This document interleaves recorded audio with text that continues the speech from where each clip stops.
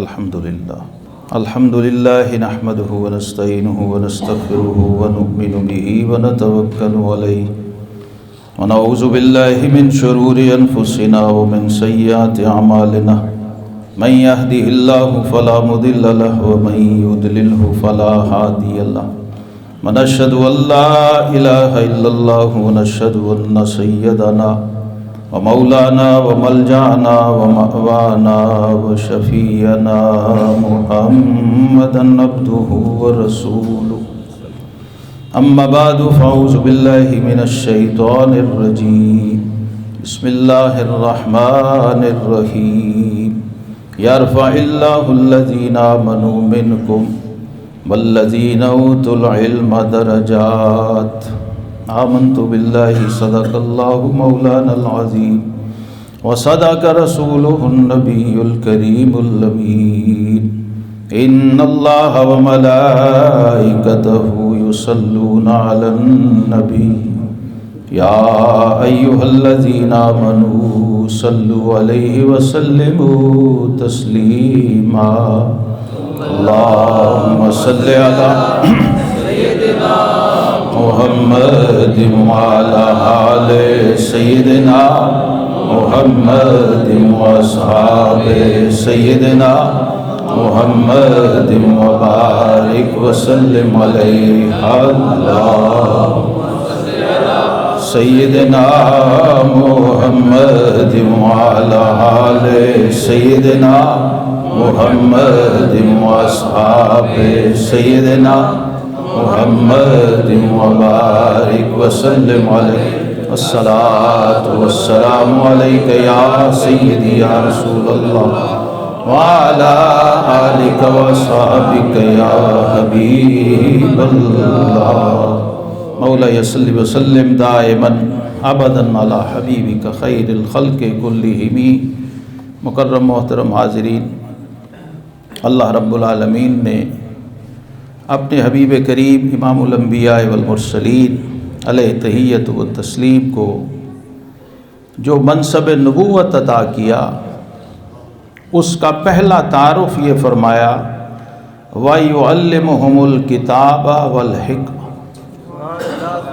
کہ میرا یہ محبوب جو دنیا میں تشریف لا رہا ہے نبیوں کا امام بن کے اور تاج ختم نبوت اپنے سر اقدس پہ سجا کے آ رہا ہے، اس کا پہلا منصب کیا ہے کہ یہ لوگوں کو کتاب اور حکمت کی تعلیم فرمائے اور صاحب تاج نبوت امام الانبیاء والمرسلین ہمارے آقا و مولا علیہ السلام نے خود بھی اپنی زبان اقدس و اطہر سے اس دنیا کے حوالے سے آخرت حشر میں جو آپ کا منصب ہوگا وہ بھی آپ نے بیان کیا، لیکن اس دنیا میں جو اپنا تعارف کروایا وہ فرمایا انما بعثت معلما، میں دنیا میں معلم بنا کر بھیجا گیا ہوں، اور دوسری روایت میں ہے کہ میں تاجر بن کے نہیں آیا، میں دنیا میں بزنس مین بن کے نہیں آیا، حالانکہ تجارت آپ نے کی، تجارت کو بزنس کو شرف بخشا ہے، لیکن فرمایا یہ میرا منصب نہیں ہے، یہ تعلیم کے لیے اسوہ کے لیے دنیا کے اندر مختلف مناصب، جنگ کی قیادت بھی فرمائی، دنیا میں مزدوری سے لے کر بادشاہی تک سارے کام کیے،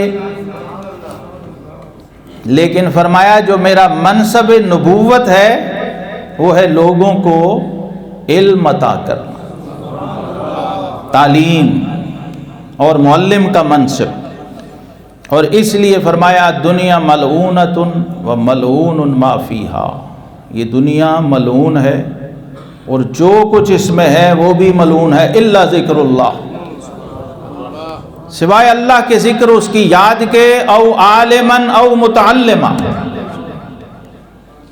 یا پھر کوئی جو اس علم دین اور اس ذکر کو آگے پھیلا رہا ہے، پہنچا رہا ہے، لوگوں کو سکھا رہا ہے، وہ عالم یا جو اس عالم سے جڑا ہوا ہے اور علم سیکھ رہا ہے، وہ بھی بچ کے مستثنا ہو سکتا ہے۔ اس لیے ہمارا دین، ہماری شریعت یہ کہتی ہے اطلب العلم من المہد الی اللحد۔ اس میں طالب علمی کی کوئی عمر مقرر نہیں کی گئی، اور صحابہ کرام کو یہی تعلیم عطا کی گئی کہ آپ کی عمر جتنی بھی ہے، نوجوان ہیں یا بزرگ ہیں، بوڑھے ہیں، آپ نے ماں کی گود سے لے کر اور قبر کی گور تک علم حاصل کرنا ہے، سیکھتے رہنا۔ ہر حال میں ہر مسلمان پہ یہ فرض کیا، طلب العلم فریضۃ علی کل مسلم، ہر مسلمان پر علم کا حصول فرض ہے۔ جو چیزیں، جو امور، جو احکام فرض ہیں، ان کا علم بھی فرض ہے۔ یہ یاد رکھیں، یہ بڑی غلط فہمی ہے، لوگ سمجھتے ہیں میں نے نماز پڑھ لی۔ نہیں، اگر آپ نے نماز سیکھی نہیں ہے تو آپ نے نماز پڑھی بھی نہیں۔ جیسے نماز پڑھنا فرض تھا، ایسے ہی نماز سیکھنا فرض تھا۔ تو جب آپ نے وہ فرض ادا ہی نہیں کیا جو اس فرض کو ادا کرنے کے لیے لازم تھا، تو کیا یہ فرض ادا ہو گیا؟ یہ ایسے ہی ہے جیسے کسی نے وضو کیا ہی نہیں، کہ جی میں نے نماز پڑھ لی ہے۔ حالانکہ وضو اپنی اصل میں واجب ہے، فرض نہیں ہے۔ علم کا حصول فرض تھا۔ ایسی شکل ہو سکتی ہے کہ آپ کے پانی نہیں تو پھر کیا کریں؟ پانی ہی نہیں تو وضو تو پانی سے ہونا تھا، تو اس کا مطلب ہے کہ اس کا کوئی الٹرنیٹ ہے، آپشن ہے۔ اس کا کوئی الٹرنیٹ نہیں۔ اگر آپ کو نماز کے فرائض معلوم نہیں، ابھی آپ سے پوچھا جائے نماز کے کتنے فرض ہیں، تو آپ نماز کیسے پڑھ سکتے ہیں؟ اس کا مطلب یہ ہے کہ آپ زور زبردستی کر رہے ہیں، عبادت نہیں کر رہے ہیں۔ جس کی عبادت کر رہے ہیں وہ بیچ میں ہے ہی نہیں، عابد ہے اور عبادت ہے بس۔ حالانکہ یہ یاد رکھیے، یہ عبادت کے 3 پہلو اور 3 جز اور 3 اینگل ہیں۔ پہلا کیا ہے؟ عابد ہو، عبادت کرنے والا۔ دوسرے عبادت ہو رہی ہو جس کا حکم ہے، اور تیسرے معبود ہو جس کی عبادت کی جا رہی ہے۔ تو عبادت بلا معبود کیسے عبادت ہو سکتی ہے؟ اس لیے ہمارے دین کی بنیاد عمل سے پہلے علم پہ رکھی گئی ہے۔ پہلی وحی یہی آئی، اقرأ باسم ربک الذی خلق، اپنے رب کے نام سے پڑھو۔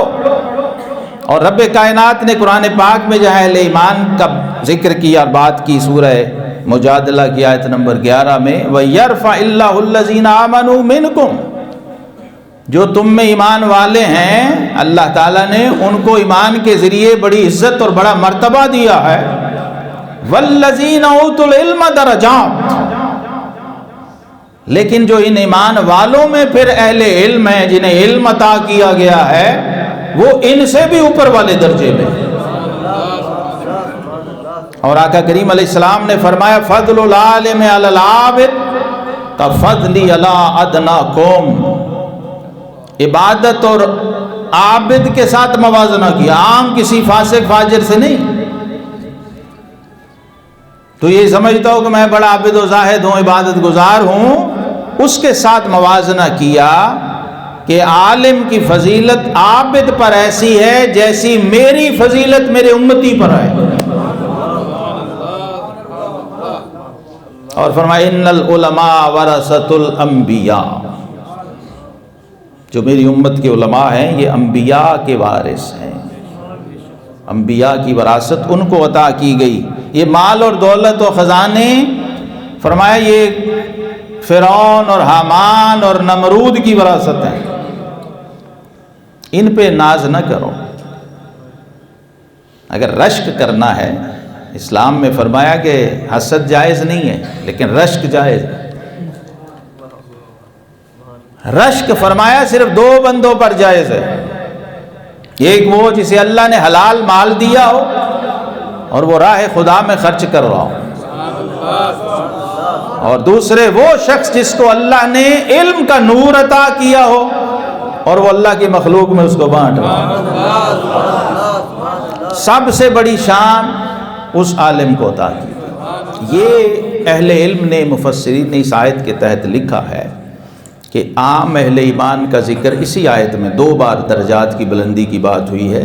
جو عام اہل ایمان ہیں ان کا ذکر عمومی طور پہ کیا گیا ہے، اور جو اہل علم ہیں ان کا درجات کے ساتھ ذکر کیا گیا ہے، کیونکہ اہل علم میں بھی درجات ہیں۔ وَفَوْقَ كُلِّ عِلْمٍ عَلِيمٍ، ہر علم والے کے اوپر پھر ایک علم والا۔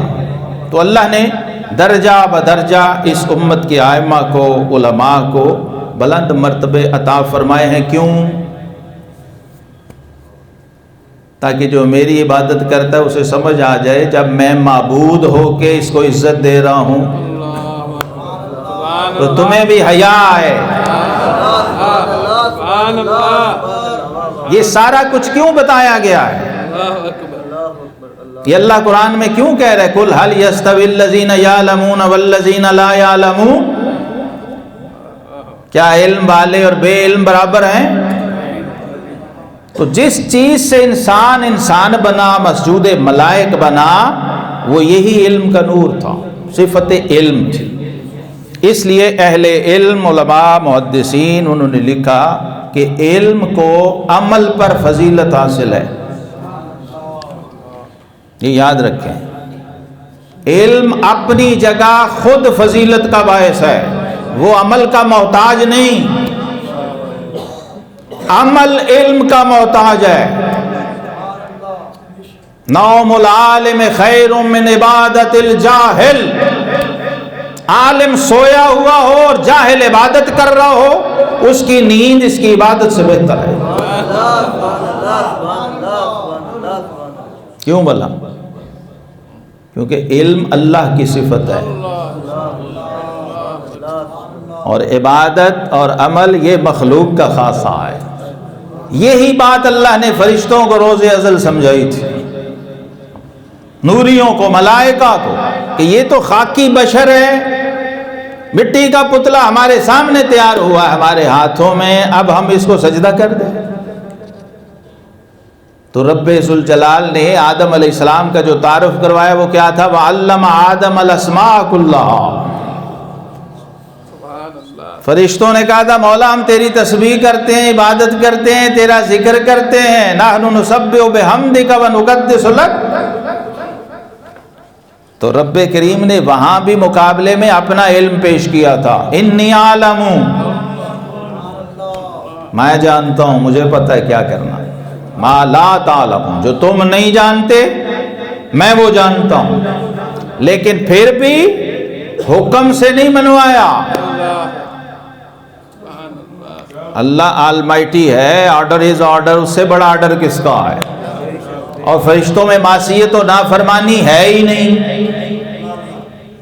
فرشتے معصوم ہیں۔ اللہ چاہتا تو اپنے حکم سے بھی سجدہ کروا سکتا تھا کہ میں نے جو کہا ہے تو کرو، تو انہوں نے کرنا تھا، لیکن رب کریم نے پھر تاج علم اپنے خلیفہ کے سر پہ رکھا کہ یہ میرا خلیفہ و نائب ہے، تو وہ حیران ہو گئے کہ اس کو خلیفہ بنایا جا رہا ہے جو خاکی پتلا ہے اور ہم نوری ہیں۔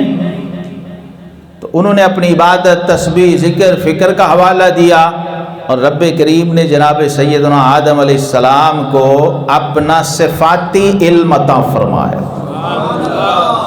اپنی صفت علم وہ عطا کر دی، اور فرمایا آؤ اب ذرا اس سے بات کر کے دیکھ لو۔ پہلے فرشتوں سے پوچھا، ان کے سامنے بھی کچھ چیزیں پیش کی، تو انہوں نے کہا کہ مولا یہ ہم نہیں جان، سبحانک لا علم لنا،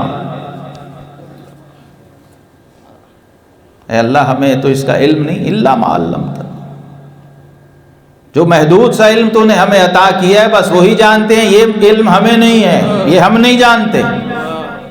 تو پھر رب کریم نے جناب آدم علیہ السلام کو فرمایا کہ آدم اب تم بتاؤ یہ کیا ہے۔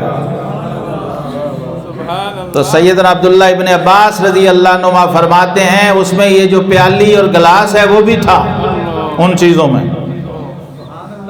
پورا ڈسپلے لگا دیا کہ یہ بتاؤ یہ کیا پڑا ہوا ہے جو میرا بنایا ہوا یہ چیزیں ہیں، زمین و آسمان اور یہ سب کچھ، چھوٹی سے چھوٹی چیز اور بڑی سے بڑی چیز۔ تو آدم علیہ السلام نے یہ بھی بتایا کہ یہ گلاس ہے، یہ پیالی ہے، یہ کپ ہے، چھوٹے بڑے تمام علوم عطا فرمائے، یعنی اپنی صفت علم کی تجلی عطا فرمائے۔ تو پھر ملائکہ کرام عظمت آدم کے آگے سجدہ ریز ہو گئے، فسجدوا كلهم الا ابلیس، سارے فرشتے مان گئے، نوری جو تھے ناری نہیں مانے، جس میں صفت تکبر تھا، ابا واستکبر وکان من الکافرین، وہ نہیں مانا، ملائکہ مان۔ تو عظمت انسانی جو ہے اس کی بنیاد اللہ تبارک و تعالی نے کس چیز کو بنایا ہے؟ علم کو۔ علم کے بغیر آپ نماز نہیں پڑھ سکتے، آپ وضو نہیں کر سکتے، آپ مسلمانی والی زندگی نہیں گزار سکتے۔ اس لیے اس کو لازم کر دیا ہر مسلمان پر، اور اس کی شان و عظمت یہ بتائی کہ ان الملائکۃ لتضع اجنحتها لطالب العلم، جو علم طلب کرنے جا رہا ہے اس کی یہ شان ہے کہ فرشتے اپنے پر اس کے پیروں کے نیچے بچھا رہے ہیں، رضان بما یطلب، یہ بھی 7 الفاظ ہیں۔ اس لیے نہیں کہ وہ بندہ انسان طالب علم نہیں، فرمایا وہ جس چیز کی طلب میں جا رہا ہے اس کے احترام میں۔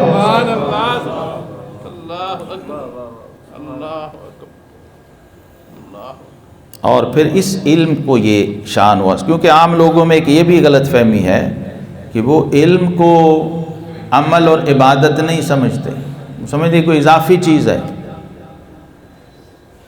حالانکہ ہمارے دین میں علم ایک حصول علم ایسا عمل ہے کہ فرمایا تدارس العلم ساعۃ من اللیل خیر من احیائہا، رات کی ایک گھڑی میں ایک مسئلہ دین سیکھنا یہ اسے ساری رات کی عبادت سے بہتر ہے۔ ایک بندہ ساری رات عبادت کرتا رہے اور ایک بندہ اس رات کی ایک گھڑی میں قرآن کی کوئی آیت سیکھ لے، کوئی حدیث پاک سیکھ لے، کوئی دین کا مسئلہ سیکھ لے، تو اس کو اس سے زیادہ عبادت کا ثواب ہے، وہ اس کے برابر نہیں ہے، اس سے افضل اور اس سے بہتر ہے۔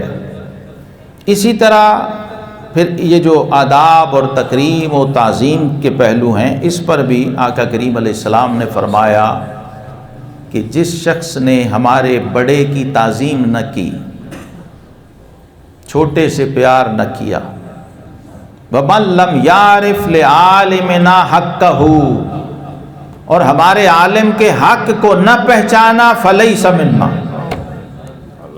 وہ ہم میں سے نہیں۔ اور حضرات صحابہ کرام علیہم رضوان، حالانکہ سب صحابہ تھے، وہ بھی آپس میں جو اہل علم صحابہ ہیں، جو علماء صحابہ ہیں، مجتہدین مفتی صحابہ، ان کا ایسا احترام کرتے تھے آقا کریم علیہ السلام کی غیر موجودگی میں جیسے آقا کریم علیہ السلام کا کرتے، کیونکہ حضور علیہ السلام نے ان کو نشاندہی کی کہ یہ میرے وارث ہیں، یہ میرے نائب ہیں، اور امت کے تمام جو اہل علم ہیں، علماء ربانیین ہیں، یہ میرے ورثاء ہیں۔ حضرت عبداللہ ابن عباس رضی اللہ تعالیٰ عنہما حبر الامہ ہیں، یہ بھی طالب علم تھے، پڑھتے تھے، نوجوان تھے۔ سیدنا زید بن ثابت رضی اللہ عنہ جو بڑے جلیل القدر علماء صحابہ میں ہیں، سواری پہ سوار آ رہے تھے، انہوں نے جا کے سواری کی لگام پکڑی، کہا کہ اے حضور کے چچا زاد، میرے آقا کریم علیہ السلام کے چچا زاد بھائی، یہ آپ کیا کر رہے ہیں؟ یہ لگام چھوڑ دیجئے آپ، میں ایسے بھی جا سکتا ہوں۔ انہوں نے کہا نہیں، میں لے کے چلوں گا آپ کی لگام پکڑ۔ کیوں؟ فرمایا اس لیے کہ میرے آقا علیہ السلام نے فرمایا ہے علماء کی یہی شان و مقام ہے. ہمیں امام الانبیاء نے علماء کی یہ تعظیم سکھائی. تو آپ نیچے اترے اور عبداللہ بن عباس کے ہاتھوں کو بوسہ دیا، حالانکہ وہ نوجوان تھے. تو کہا اے استاد گرامی، اے استاد العلماء، یہ آپ کیا کر رہے ہیں؟ تو فرمایا ہمیں ہمارے آقا نے اپنے اہل بیت سے یہی سلوک کرنے کا حکم دیا. کیونکہ حضور علیہ السلام کے چچا کے بیٹے بھی تھے عبداللہ بن عباس رضی اللہ تعالیٰ عنہما. یہ تعلیم اور یہ تربیت تھی حضور علیہ السلام کی. وَيُعَلِّمُهُمُ الْكِتَابَ وَالْحِکْمَةَ، کتاب بھی انہیں سکھائی اور حکمت کی تلقین بھی فرمائی، یعنی اس علم کا استعمال بھی سکھایا. علم صرف پڑھ لینا کافی نہیں ہے، علم کا استعمال بہت ضروری ہے. ہمارے بزرگ کہتے ہیں یک سیر علم را یک من عقل باید. اگر کسی کے پاس ایک سیر علم آ گیا ہے تو اس کو استعمال کرنے کے لیے ایک من عقل چاہیے، ورنہ وہ تباہی مچائے گا. کیونکہ نااہل کے سامنے بھی علم بیان کرنا کا مقلد الخنازیر. حضور علیہ السلام نے فرمایا علم اور حکمت کی بات نااہل کے سامنے رکھنا ایسے ہے جیسے خنزیر کے گلے میں لال ڈالنا ہے. اس کا ترجمہ میاں صاحب نے کیا ہے نا، مٹھی کھیر پکا محمد کتے آگے ترنی. یہ اسی حدیث پاک سے لیا ہوئے. لوگ سمجھتے ہیں شاید شعر لکھے ہوئے. عارف کھڑی پیچھے یا قرآن ہوتا ہے یا حدیث ہوتی ہے. جب بھی بات کریں کوئی نہ کوئی مضمون و مفہوم ہوتا ہے. تو آقا کریم علیہ السلام نے علم کی ترغیب دی ہے صحابہ کرام کو، اپنی امت کو، جگہ جگہ مختلف انداز سے، تاکہ لوگ کسی حال میں علم سے غافل نہ رہیں، سیکھنے سے غافل نہ رہیں. حضرت سیدنا ابو ہریرہ رضی اللہ عنہ کبھی کبھی جوش آتا ان کو تو آپ مسجد سے باہر بازار میں جاتے، گلی میں دکاندار کاروبار کوئی سودا لینے جا رہا ہے، کوئی اپنا کام، تو آپ آواز دیتے کہ لوگوں مسجد نبوی میں آ جاؤ، یہاں حضور علیہ السلام کی وراثت تقسیم ہو رہی ہے. تو لوگ چھوڑ کے کام کاج بھاگتے، مسجد نبوی شریف میں آتے، دیکھتے حلقہ لگا ہوا ہے، سیدنا عبداللہ ابن عباس، سیدنا عبداللہ ابن مسعود رضی اللہ عنہ درس قرآن دے رہے ہیں، دین سنا رہے ہیں، بیان کر رہے ہیں، صحابہ سن رہے ہیں. تو لوگ آ کے پوچھتے کہ ابو ہریرہ یہ وراثت نبوی کہاں تقسیم ہو رہی ہے؟ تو آپ اشارہ کرتے یہ جو قرآن و سنت کا بیان ہو رہا ہے یہی وراثت مصطفیٰ ہے. آقا کریم علیہ السلام اپنے پیچھے یہ وراثت چھوڑ کے گئے. پھر ہمارے علماء کرام نے اور محدثین کرام نے یہ بھی فرمایا کہ علم میں بھی درجات، جیسے قرآن کا علم ہے سب سے اوپر ہے، پھر حدیث کا علم ہے، پھر فقہ کا علم ہے. تو جتنا کوئی علم کے جس اعلیٰ درجے پہ فائز ہے اتنی اس کی تعظیم و تکریم ہے.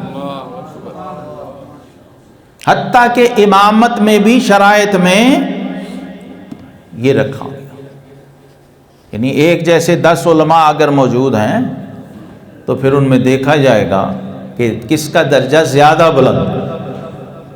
یہ بھی ہوتا تھا اہل علم میں.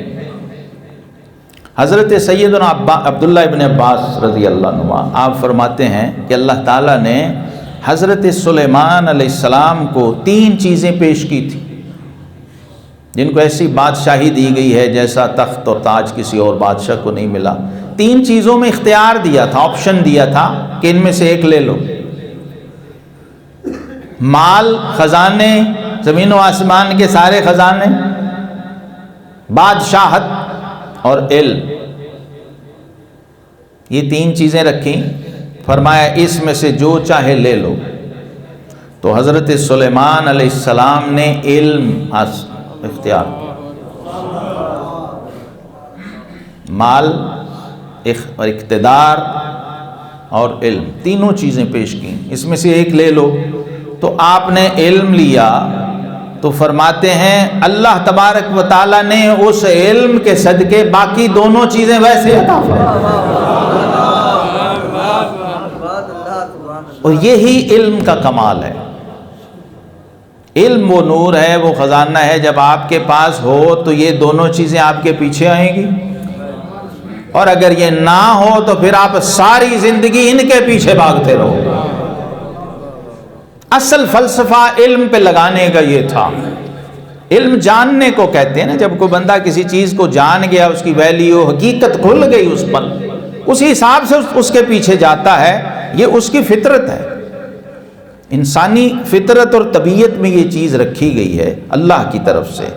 تو آقا کریم علیہ السلام نے ہمیشہ اپنی کل حیات طیبہ میں اپنی ترجیح علم کو اور معرفت کو رکھا، کیونکہ علم، یاد رکھیں، علم صرف عبارتیں، رٹے، یہ لائنیں، سطریں نہیں ہیں۔ علم میں اور عمل میں صوفیاء کے نزدیک سب سے بڑا فرق یہ ہے کہ علم اللہ کا نور ہے جو دل کو روشن کرتا ہوں۔ اس لیے صحابہ کرام علیہم رضوان کہتے ہیں کہ مسجد نبوی شریف میں بھی کبھی دو اگر حلقے لگے ہوتے، ایک علم کا حلقہ ہوتا، ایک ذکر کا حلقہ ہوتا، تو آقا کریم علیہ السلام جب تشریف لاتے دونوں کو دعا دیتے، شاباش دیتے، لیکن خود علم والے حلقے میں تشریف فرماؤ، اور ساتھ فرماتے انما بعثت معلما، میرے رب نے مجھے معلم بنا کر بھیجا، میرے رب نے مجھے معلم بنا کر بھیجا، سکھانے والا، علم بانٹنے والا، اور سب سے بڑا سخی بھی اسی کو کہا کہ جس کو اللہ علم کا خزانہ دے، علم کا نور دے، اور وہ آگے مخلوق میں بانٹے۔ جناب حضرت سعدی شیرازی رحمۃ اللہ مجھے یاد آ گئے، وہ فرمایا اب علم کا پیمانہ کیا ہے؟ علم حق بھی ہے، علم سو بھی ہے، عالم حق بھی ہے اور علماء سو بھی ہیں، دونوں طرح کے موجود ہیں لوگ، علم دونوں کے پاس ہے، وہ بھی علم کا دعوے دار ہے، وہ بھی علم کا دعوے دار ہے، لیکن فیصلہ کیسے ہوگا؟